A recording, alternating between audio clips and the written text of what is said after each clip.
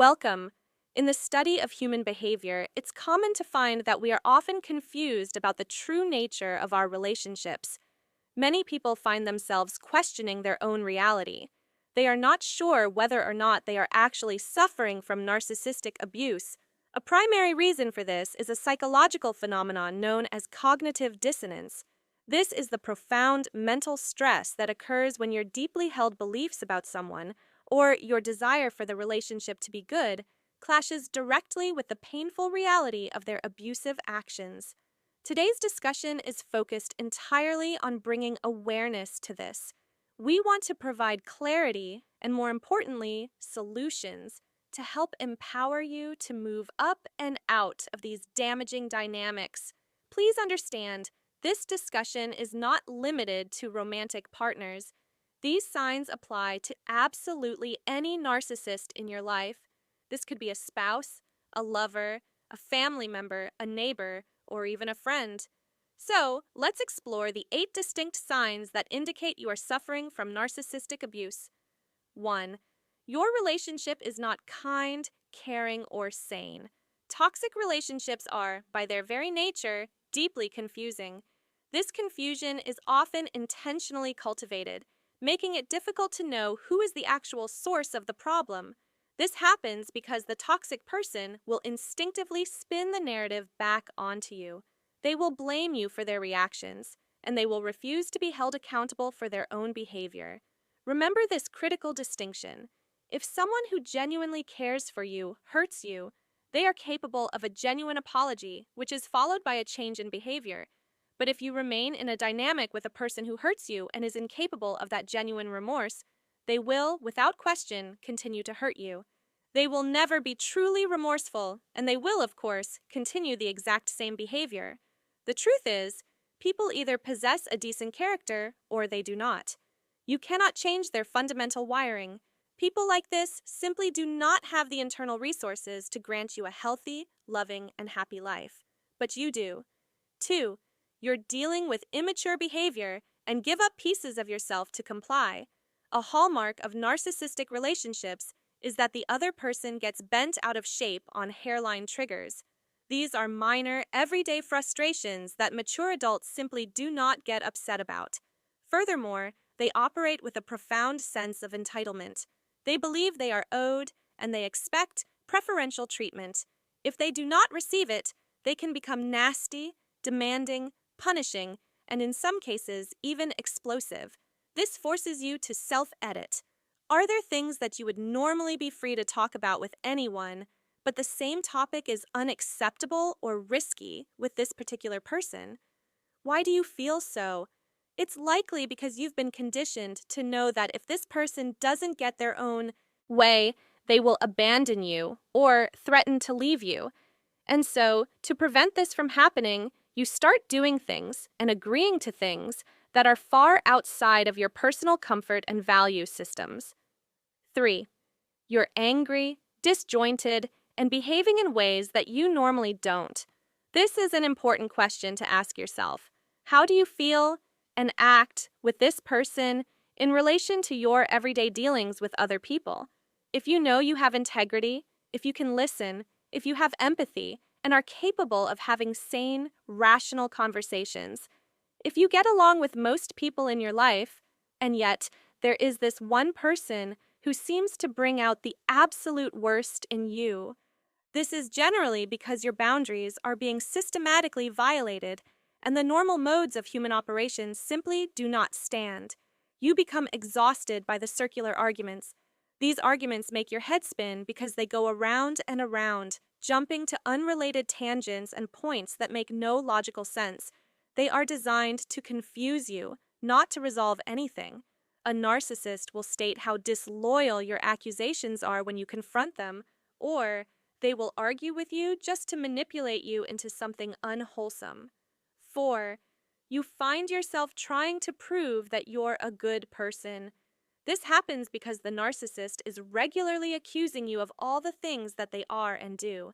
This is a classic psychological projection. They accuse you of lacking integrity, of being unfaithful, of lying, of making it all about yourself, or of using people for your own gain. Naturally, if you are a conscientious person, you will be incensed. You will try extremely hard to prove and convince them otherwise. This is another deadly hook that narcissists use to get you enmeshed with them. If you believe on any level that your integrity, your character, or your well-being is dependent on what other people think of you, then you are particularly susceptible to this manipulative behavior. 5. You are mopping up the messes. Being connected with a narcissist brings an incredible amount of drama and rough edges. Quite frankly, it means that disasters are always looming. Narcissists usually are not good with detail, accountability, or general sensibility. They fly high, seeking narcissistic supply and acclaim, with little to no thought for doing the right thing or handling the consequences. If your life is connected with one of these people, it becomes usual that you will be the one paying their fines. You will be sorting out their messes and their interpersonal dramas. You may even find yourself lying for them to cover their tracks. It's just like the analogy. As you're watering their back lawn, trying desperately to keep it green, yours gets parched, turns brown, and dies. This is how narcissists stroll through life. And this is what happens to the sensible, well-meaning, responsible people who narcissists like to recruit into their lives. By walking away from people like this, we can heal and restart our own lives with self-responsibility. 6. Your boundaries are being disintegrated. It's extremely common for people who struggle with boundaries to get involved with narcissists, but it's also true that narcissists create people with poor boundaries by systematically breaking them down. You find it difficult to speak up, stand up for yourself, or hold boundaries with this particular person. And when you try to do so, are you often criticized, rejected, abandoned, or punished? You are likely dealing with a narcissist. As a result of that, you try to minimize the trauma and mayhem that breaks out by simply giving up on trying to assert your needs. Or maybe you've dissolved into so many feelings of powerlessness, helplessness, and despair that you find yourself pleading for your boundaries to be respected. In that moment, you discover that the narcissist has zero empathy for you and will not comply. This takes you down into an even deeper place of helplessness. 7. You feel addicted, disjointed, and manic. A perverse kind of addiction happens with narcissists. This is also known as trauma bonding. Do you feel manic and unable to stop trying to contact or hook back up with this person? This happens even when you know, logically, how much you continually get hurt by doing so. We can be horrified by how addicted we are to someone who treats us so terribly. It just doesn't make logical sense. It is, of course, very serious when it gets to a stage where we simply cannot talk ourselves out of doing the actions that we know are putting ourselves back into the fire to get burnt again. This is not a failure of logic. It is a feature of trauma. 8. You're suffering from abuse symptoms. Things are now very serious. When your emotional inner being has been screaming out for our attention, and we haven't as yet pulled away and turned inwards to heal, then we start breaking down physically as well. The body truly does keep the score. It's likely that anxiety and depression become chronic. Even greater issues like fibromyalgia, adrenal issues, PTSD, and agoraphobia can start to develop. You lose interest in the activities, people, and self-care that used to grant you energy, as the toxic person in your life takes up more and more of your energy and focus. The shame and pain becomes so great that we may start hiding out from the world, lying to people, covering up, and feeling even more isolated in our traumatic feelings and symptoms. This is when we have to ask ourselves, how bad does it have to get before we awaken to the truth? There are, of course, varying degrees of narcissism. There are also people who can just be clueless and selfish, but not necessarily afflicted with narcissistic personality disorder. But here's the bottom line. If someone in your life does not share your values and does not care for your feelings, then this is not a healthy relationship for you.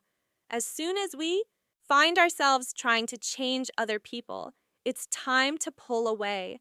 It's time to say to ourselves and to them, this is who I am, and this is what I need for us to continue. We may lose a lot by leaving, and as many of us have. However, by leaving, we can achieve the greatest gain. We can finally turn inwards to integrate with ourselves so that we are in a position of wholeness. We can be in control of our own choices and have the power to look after ourselves and create a happy, healthy, and truly loving life. Do any of these signs relate to your own experiences? If you feel comfortable, please share your thoughts in the comments below. This is how we learn from each other. And if you found this information valuable, please subscribe for more insights into human behavior.